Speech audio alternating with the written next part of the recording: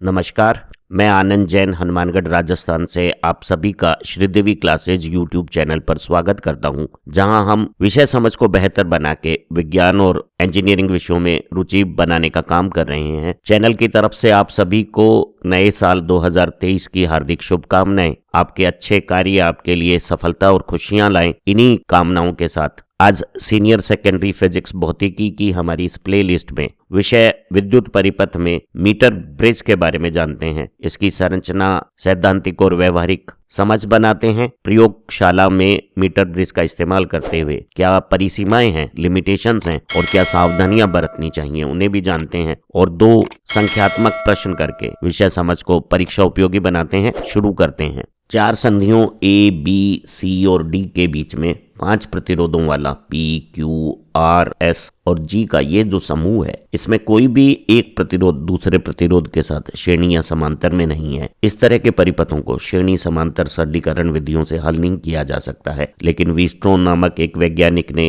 इस परिपथ की एक विशेष परिस्थिति पाई, जिसमें BD शाखा में विभवांतर शून्य होने से B बिंदु और D बिंदु का विभव एक समान होने पर बीच की इस शाखा में धारा प्रवाह नहीं होता है। और यहाँ अगर एक धारा मापी लगाए और वो शून्य विक्षेप की स्थिति दिखाए तो संतुलन की इस स्थिति में B बिंदु और D बिंदु का विभव एक समान है। A एक उभयनिष्ठ बिंदु है, तो A से B तक P के सिरों पर विभव पात X धारा के साथ XP का मान A से D के बीच में R प्रतिरोध में Y धारा से जो विभव पात YR हो रहा है उसके बराबर हो जाएगा। इसी तरह से B और D एक समान विभव की स्थितियां हैं। C एक उभयनिष्ठ बिंदु है, तो B से C Q प्रतिरोध में P की X धारा का प्रवाह होने से, क्योंकि बीच की शाखा में कोई धारा नहीं है, जो विभव पात XQ होगा वही R की Y धारा के S में प्रवाहित होने से S के आर पार होगा, तो XQ YS के बराबर हो जाएगा। ये हमारा दूसरा समीकरण हो जाएगा। इन दोनों समीकरण में अगर हम Y धारा और X धारा का अनुपात निकालें तो वो पहले समीकरण में P प्रतिरोध और R प्रतिरोध के मान का अनुपात है, दूसरे समीकरण में वो Q प्रतिरोध और S प्रतिरोध के मान का अनुपात है। जो चारों प्रतिरोधों के बीच में संबंध हमें प्राप्त हुआ है वो बता रहा है कि इन दोनों प्रतिरोधों के मान का अनुपात इन दोनों प्रतिरोधों के मान के अनुपात के बराबर है। हम इसे यूं भी लिख सकते हैं कि आमने सामने आने वाले प्रतिरोधों के मान का गुणनफल P और S का गुणा दूसरे आमने सामने वाले जोड़े Q और R के प्रतिरोध मान के गुणा के बराबर है।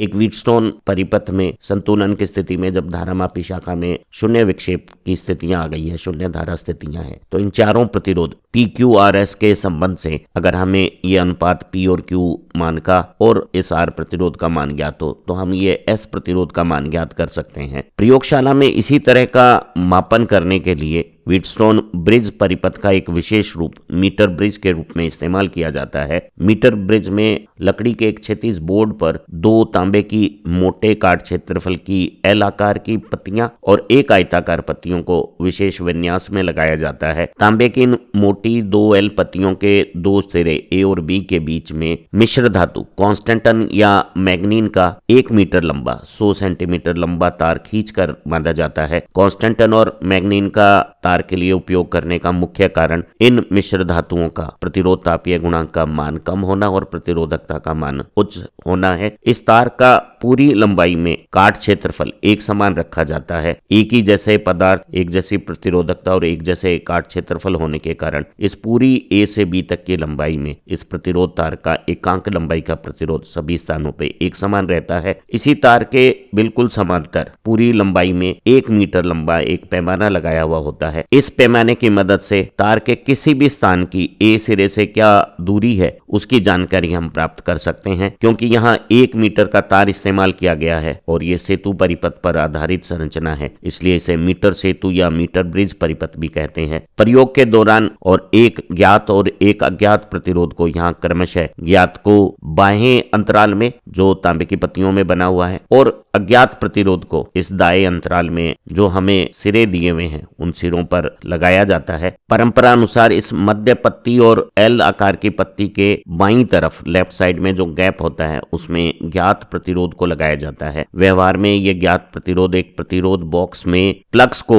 सही तरह से चयन करके निर्धारित मान का प्राप्त किया जाता है। वहीं दूसरी साइड की L पत्ती जो गैप बना रही है उस गैप में उस अज्ञात प्रतिरोध को लगाया जाता है जिसका मान हमें ज्ञात करना है। एक चलायमान जोकी संपर्क को इस पूरी तार की लंबाई पे सरकाया जा सकता है और एक संवेदनशील गैल्वेनोमीटर जो धारा के अनुरूप विक्षेप देती है और शून्य धारा की स्थिति में शून्य विक्षेप मध्य में दर्शाती है, उस गैल्वेनोमीटर का एक सिरा चलायमान जोकी संपर्क से और दूसरा सिरा इस बीच की पट्टी पे सी टर्मिनल से जुड़ा हुआ होता है। परिपथ में विद्युत आपूर्ति के लिए विद्युत वाहक बल स्रोत को ए और बी दो सिरों पर जोड़ा जाता है। बैटरी का धन सिरा ए से जोड़ा जाता है और विभव स्रोत के परिपथ में एक वन वे की का भी इस्तेमाल किया जाता है और केवल पाठ्यांक पढ़ने के लिए कम समय के लिए ही धारा प्रवाह को संयोजित किया जाता है। सुग्राही गैल्वेनोमीटर का ये जो चलायमान जोकी संपर्क है वो तार की 100 सेंटीमीटर लंबाई को इच्छित अनुपात में दो भागों में विभाजित कर देता है और यहाँ ए से डी के बीच में एल लंबाई के तार का प्रतिरोध एक अनुपातिक प्रतिरोध हो जाता है और बची हुई जो दूसरी तरफ डी से बी तक लंबाई मिलती है वो हमारे लिए एक दूसरा अनुपातिक प्रतिरोध हो जाता है। और ये मीटर सेतु परिपथ ठीक वैसे ही हो जाता है जैसे कि व्हीटस्टोन सेतु परिपथ है। ये ए से डी के बीच में एक अनुपातिक प्रतिरोध P,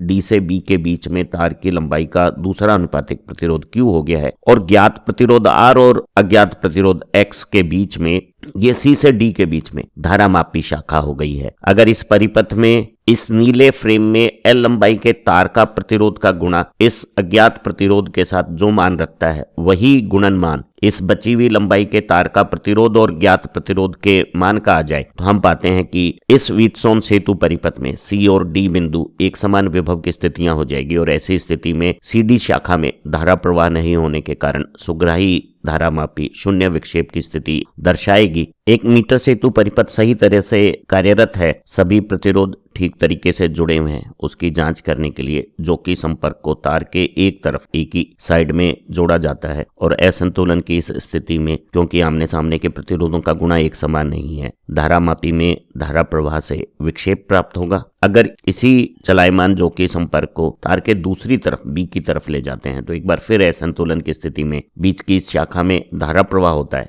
लेकिन ये धारा प्रवाह की दिशा पहले से उल्टी होने के कारण विक्षेप की दिशा पहले से उल्टी आएगी। अगर दोनों ए की तरफ और बी की तरफ जोकी संपर्क को रखने पर धारामापी दो विपरीत दिशाओं में विक्षेप देती है तो हम कह सकते हैं परिपथ सही तरीके से संचालित है और सभी प्रतिरोधों के संपर्क सही तरीके से कार्यरत हैं। अगर दोनों स्थितियों में विक्षेप एक ही दिशा में आ रहा है तो निश्चित है कहीं से किसी प्रतिरोध के संपर्क खुले हुए हैं जिन्हें जांच करके ठीक किया जा सकता है। अब निश्चित है कि ए और बी के इस तार पे बीच की एक ऐसी स्थिति प्राप्त हो सकती है जहां जोकी का संपर्क करने पर तार के इस सेक्शन का प्रतिरोध मान इस प्रतिरोध के साथ जो गुणा रखता है वही दूसरे भाग का तार प्रतिरोध ज्ञात प्रतिरोध आर के साथ रख रहा है और आमने सामने के प्रतिरोधों का गुणनफल जब समान होता है तो सी और डी समान विभव की स्थितियां होने पे बीच की इस शाखा में धारा प्रवाह नहीं होगा, जिसे हम धारामापी से जांच सकते हैं और मापन में मीटर सेतु परिपथ का इस्तेमाल कर सकते हैं। मीटर सेतु परिपथ द्वारा अज्ञात प्रतिरोध को ज्ञात करने के लिए अज्ञात प्रतिरोध को दाहिने हाथ के अंतराल में निर्धारित सिरों पर जोड़ दिया जाता है। बाएं हाथ के सिरे के बीच में प्रतिरोध बॉक्स में अज्ञात प्रतिरोध के मान की कोटि का ज्ञात प्रतिरोध लगा दिया जाता है ताकि दोनों समान कोटि के प्रतिरोधों के द्वारा संतुलन की स्थितियां इस ए बी तार पे मध्य में आए और हमारा परिपथ अधिक सुग्राहिता से मापन कर सके। अब ए बी सिरों पर लगाए गए विभव स्रोत को कुंजी के बंद करके परिपथ से जोड़ा जाता है और इस जोकी की स्थिति को तार पे सरका के गैल्वेनोमीटर में दाएं और बाएं जो विक्षेप आ रहे हैं उसके बीच में वो स्थिति प्राप्त की जाती है तार पर जब शून्य विक्षेप की स्थितियां आ जाए। और संतुलन की स्थिति में जब गैल्वेनोमीटर मध्य स्थिति में शून्य विक्षेप स्थिति दिखा रहा है, तार पर जोकी की ए से दूरी संतुलित लंबाई एल को ज्ञात कर लेंगे। इसी दौरान जो दूसरी लंबाई है 100 में से एल सेंटीमीटर को घटाने के बाद उसे भी नोट कर लेंगे। अब चूंकि मीटर सेतु परिपथ संतुलित अवस्था में है तो संतुलन की स्थिति में जोकी संपर्क के द्वारा ए बी तार के ये जो दो हिस्से किए गए हैं उसमें से ये हिस्सा अनुपातिक प्रतिरोध P हो गया है और P का परिपथ में अभिमुख X अज्ञात प्रतिरोध के साथ गुणा जोकी से तार की शेष लंबाई का प्रतिरोध अन्य अनुपातिक प्रतिरोध Q बन गया है और Q का ज्ञात प्रतिरोध R के साथ गुणा संतुलन के समय P और X के गुणा के बराबर होगा। या हम कह सकते हैं कि तार लंबाई पे ये जो दो अनुपातिक प्रतिरोध बने हैं P और Q उनका अनुपात ज्ञात और अज्ञात प्रतिरोध के अनुपात के अनुसार है। यहाँ पी एल संतुलित लंबाई के तार का प्रतिरोध है। अगर तार की एकांक सेंटीमीटर लंबाई का प्रतिरोध स्मॉल आर हो तो एल लंबाई का प्रतिरोध एल आर हो जाएगा, तो पी की जगह हम एल आर लिख सकते हैं। इसी तरह से शेष तार लंबाई 100 में से एल सेंटीमीटर घटाने के बाद जो लंबाई हुई है उसका प्रतिरोध Q 100 माइनस एल आर हो जाएगा, और ये अनुपात प्रतिरोध बॉक्स में ज्ञात प्रतिरोध और दाएं अंतराल में लगे हुए अज्ञात प्रतिरोध के अनुपात के बराबर है। एकांक लंबाई का तार प्रतिरोध अंश और हर में बराबर राशि होने के कारण कट जाएगा, और हम पाएंगे कि एक समीकरण का ऐसा रूप हो गया है जिसमें हमें तार की एकांक लंबाई का प्रतिरोध अगर ज्ञात भी नहीं है तब भी हम अज्ञात प्रतिरोध को तार पर संतुलित लंबाई जो ए से जो की दूरी है एल और ज्ञात प्रतिरोध जो रेजिस्टेंस बॉक्स में हमने रखा है उनकी मदद से हम ज्ञात कर सकते हैं। ऐसे मीटर सेतु परिपथ में अगर अज्ञात प्रतिरोध और ज्ञात प्रतिरोध लगभग समान कोटि के होंगे तो हमारी संतुलन की स्थितियां इस ए बी तार के ठीक मध्य में 50 सेंटीमीटर के आसपास आएगी, और इन स्थितियों में हम सबसे ज्यादा सुग्राही तरीके से प्रतिरोध का मापन कर सकते हैं। मामूली सा भी अगर असंतुलन की स्थितियां हुई तो अच्छा खासा धारा सुग्राही धारा मापी में हमें संतुलन से परे स्थितियां हैं इसकी जानकारी दे देंगी। ये संख्यात्मक प्रश्न हमारी विषय समझ को बेहतर और परीक्षा उपयोगी बनाएगा। एक मीटर ब्रिज के प्रयोग में ज्ञात प्रतिरोध के स्थान पे मानक प्रतिरोध बॉक्स में प्रतिरोध का मान 8 ओम रखा गया है, और हमें अज्ञात प्रतिरोध को ज्ञात करते समय संतुलन की लंबाई जो कि स्थिति ए से 45 सेंटीमीटर दूरी पे प्राप्त होती है, हमें इस अज्ञात प्रतिरोध के मान की गणना करनी है। और अगर हम इन दोनों ज्ञात और अज्ञात प्रतिरोधों के स्थान को बदल देते हैं तो हमें नई संतुलित लंबाई भी ज्ञात करनी है। हमें पता है संतुलन के समय व्हीटस्टोन सेतु परिपथ के अनुरूप ये जो मीटर ब्रिज है उसमें भी संतुलित लंबाई के तार का प्रतिरोध एल आर और अन्य लंबाई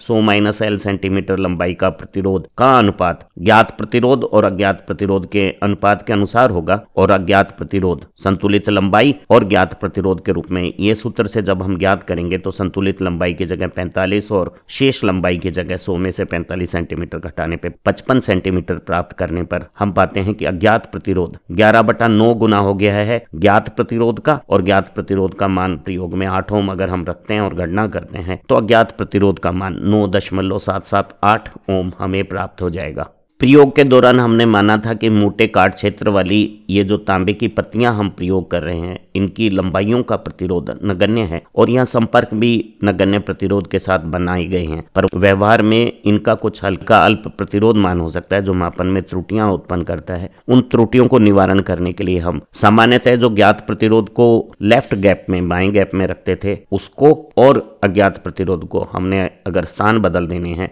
तो अब अज्ञात प्रतिरोध बाएं अंतराल में है और ज्ञात प्रतिरोध दाएं गैप में है, और हमारी संतुलन की स्थितियां इस तार पे लंबाइयों का वही अनुपात रखती हैं जो बाएं और दाएं गैप के प्रतिरोधों का अनुपात है। हमारा ज्ञात प्रतिरोध 9.778 ओम 8 ओम ज्ञात प्रतिरोध से ज्यादा है, तो ये संतुलित लंबाई दूसरी शेष लंबाई से ज्यादा आएगी, और संतुलन की स्थिति में मीटर सेतु में संतुलित लंबाई और शेष लंबाई का जो अनुपात है वो बाएं भाग के गैप में प्रतिरोध जो 9.778 ओम है और दाएं भाग में जो प्रतिरोध हमने ज्ञात 8 ओम लगाया है उसके अनुपात के बराबर होगा। यहाँ अगर हम तिरछा गुणा करें तो ये 8L 100 का 9.778 से गुणा होने पे 977.8 संख्या आ जाएगी, और ये L 9.778L गुणा बना देगा। इस ऋण संख्या का पक्ष रूपांतरण करने पर 8 से 9.778 जुड़कर 17.778L हो जाएंगी, जो दाएं भाग की संख्या 977.8 में भाग देने पे संतुलित लंबाई का मान 55 सेंटीमीटर प्राप्त हो जाएगा। तो हम कह सकते हैं संतुलन के समय तार की इन दो लंबाइयों का जो अनुपात है वो दोनों अंतराल में जो प्रतिरोध रखे गए हैं उनके प्रतिरोध मान के अनुपात के अनुरूप है।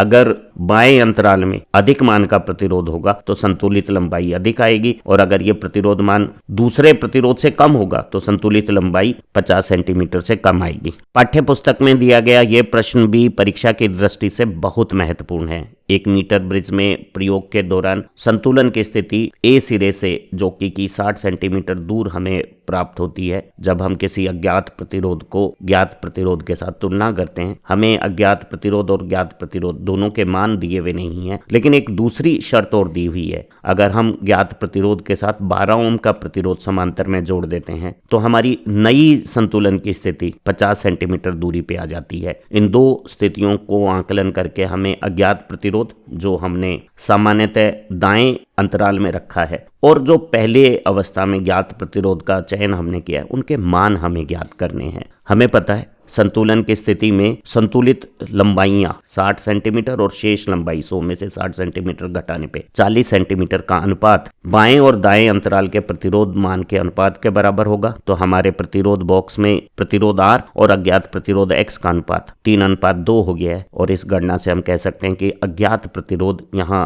रेजिस्टेंस बॉक्स में जो R प्रतिरोध लिया गया है उसका 2/3 मान रखता है। बड़ा प्रतिरोध R है और उसका 2/3 मान X है, इसीलिए बड़े प्रतिरोध की संगत लंबाई 60 सेंटीमीटर, दूसरी लंबाई 40 सेंटीमीटर से ज्यादा आई है। अगर हम R के साथ 12 ओम समांतर में जोड़ देते हैं तो ये तुल्य प्रतिरोध R के मान से कम हो जाएगा और ऐसी स्थिति में संतुलित लंबाई जो पहले 60 सेंटीमीटर थी वो अब केवल 50 सेंटीमीटर रह गई है। जब हमने प्रतिरोध बॉक्स के R प्रतिरोध के साथ 12 ओम का प्रतिरोध समांतर में जोड़ दिया है तो ये तुल्य प्रतिरोध दोनों प्रतिरोध के गुणा में जोड़ का भाग देने पे R डैश पहले के R मान से कम हो गया है। इस नई स्थिति में जब प्रतिरोध बॉक्स के प्रतिरोध R के साथ समांतर में 12 ओम प्रतिरोध जोड़ दिया गया है तो यह तुल्य प्रतिरोध पहले से छोटा मान का हो गया है और संतुलित लंबाई जो पहले 60 सेंटीमीटर थी वो अब केवल 50 सेंटीमीटर आ गई है। और संतुलन की स्थिति में संतुलित लंबाई और शेष बची हुई लंबाई 100 में से 50 घटाने पे शेष लंबाई 50 1:1 रखती है। वो बता रही है कि R और 12 का ये जो तुल्य प्रतिरोध है R डैश और जो अज्ञात प्रतिरोध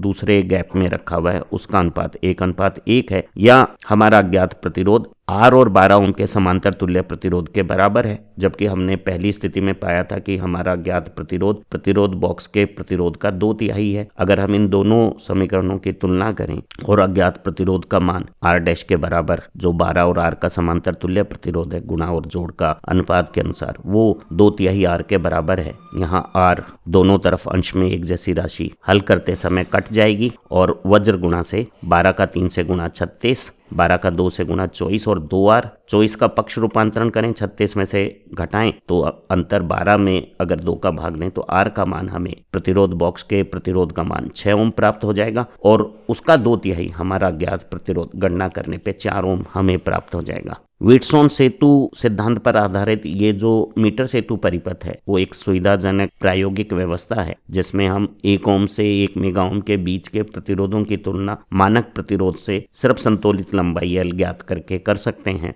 लेकिन इस मापन व्यवस्था के भी कुछ लिमिटेशंस हैं, परिसीमन है और मापन के दौरान हमें कुछ सावधानियां प्रिकॉशंस भी बरतनी होती हैं। हमने इस प्रयोग के दौरान ये जो तांबे के मोटे संपर्क हमने अच्छे काट क्षेत्रफल के इस्तेमाल किए हैं इनके प्रतिरोधों को नगण्य मान लिया है और ये भी मान लिया है कि प्रतिरोध को इन पत्तियों से जोड़ते हुए संपर्क स्थल पर भी कोई प्रतिरोध नहीं बनता है। लेकिन वास्तविक व्यवहार में इन पत्तियों की जो भी लंबाई हम इस्तेमाल करें उस लंबाई का कुछ प्रतिरोध है। यहाँ संपर्क स्थल पर भी कुछ प्रतिरोध मान आ जाते हैं और वो हमारी मापन में त्रुटियां पैदा करते हैं। हालांकि इन त्रुटियों की कंपनसेशन भरपाई के लिए हम ज्ञात और अज्ञात प्रतिरोध को परस्पर स्थान बदल के जो 2 पाठ्यांक आते हैं उनका औसत लेके इन त्रुटियों को दूर करने की व्यवहारिक व्यवस्था करते हैं। लेकिन अगर हमें ज्यादा एक्यूरेसी के साथ ज्यादा सटीकता के साथ मापन करने हो और अल्प प्रतिरोधों का मापन करना हो तो हम या तो कैरी फॉस्टर का ब्रिज जो है उसे इस्तेमाल करेंगे या फिर केल्विन का डबल ब्रिज का ज्यादा इस्तेमाल किया जाता है। मीटर ब्रिज में ए और बी के बीच में ये जो 100 सेंटीमीटर लंबा कांस्टेंटन या मैग्नीन मिश्र धातु का तार लिया जाता है या हमारे प्रतिरोध बॉक्स में कुंडलन स्वरूप में प्रतिरोध होते हैं, ये सभी प्रतिरोध अल्प समय की धारा प्रवाह के लिए बनाए गए होते हैं। इनमें अगर लगातार धारा का प्रवाह होगा तो ये गर्म होकर स्वयं को नष्ट कर सकते हैं। तो ऐसी स्थिति में प्रयोग के दौरान इस कुंजी को सेल से केवल तभी जोड़ा जाता है जब हम मापन कर रहे होते हैं, अन्यथा शेष समय पे कुंजी खुली हुई होती है और परिपथ से सेल अलग रखा जाता है ताकि लगातार धारा प्रवाह से हमारा तार और दूसरे प्रतिरोध गर्म होकर नष्ट ना हो। मीटर ब्रिज परिपथ में संतुलन की स्थिति प्राप्त करने के लिए इस चलायमान जॉकी कॉन्टैक्ट को तार पे जब सरकाया जाता है तो उसे दबाकर नहीं सरकाना चाहिए। इसे बहुत सहजता से तार पर अल्प दबाव बनाते हुए चलाना चाहिए, अन्यथा तार के काट क्षेत्रफल में अधिक दबाव से जो सिकुड़न आएगी वो तार के काट क्षेत्रफल को सभी जगह एक समान नहीं रखेगी और पूरी संपूर्ण तार लंबाई पे एकांक लंबाई के प्रतिरोध का मान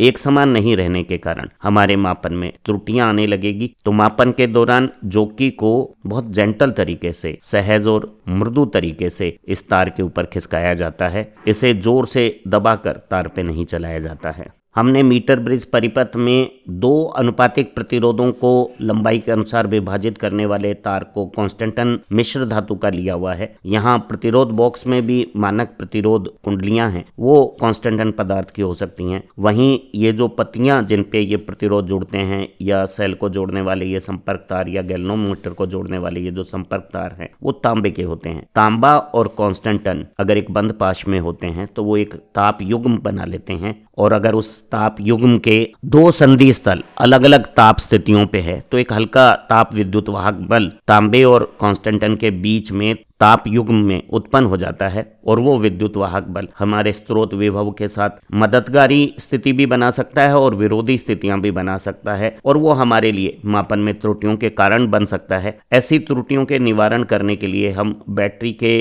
कनेक्शन को ध्रुवता में बदल के 2 बार पाठ्यांक लेते हैं, और दोनों पाठ्यांकों का माध्य इस प्रकार की ताप विद्युत वाहक बल से उत्पन्न होने वाली त्रुटियों को निवारण कर देता है। पिछले 20 मिनट में इस ज्ञानवर्धक वीडियो की मदद से हमने मीटर ब्रिज की संरचना, कार्यप्रणाली और प्रयोगशाला में उपयोग को अच्छी तरह से समझा है, और 2 संख्यात्मक प्रश्नों के अभ्यास ने इसे परीक्षा उपयोगी भी बना दिया है। हमारी इसी सीनियर सेकेंडरी भौतिकी प्लेलिस्ट की दूसरी लर्निंग वीडियो भी आपके विषय समझ को बेहतर और परीक्षा में सफलता को सुनिश्चित करने वाली हैं। आप इन्हें अपने अध्ययन में इस्तेमाल करें और अपने दोस्तों के साथ साझा करें, क्योंकि ज्ञान बांटने से बढ़ता है। अगर आपको हमारी ऑनलाइन डाउट क्लियरिंग क्लासेस और डेडिकेटेड एग्जाम सेंट्रिक नोट्स की ज़रूरत हो तो हमारी YouTube मेंबरशिप भी यहाँ नीचे ज्वाइन बटन प्रेस करके ज्वाइन करें। आप अच्छा पढ़ें, तरक्की करें। Have nice time. Thank you very much.